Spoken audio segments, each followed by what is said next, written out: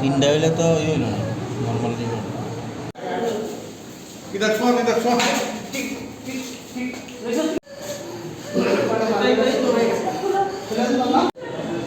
কিচ্ছু না সাপের কামড়ে কিচ্ছু না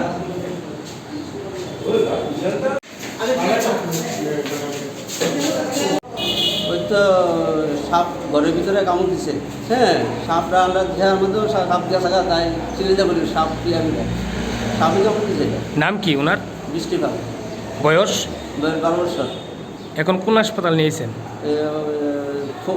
খোরে এখন কোন হাসপাতাল নিয়েছেন? বিশালগড় হাসপাতাল। আপনার কি হয়? আমার হচ্ছে জেডি আর কি নাম বাতি। ওর বাবার নাম কি? বাপন পাল।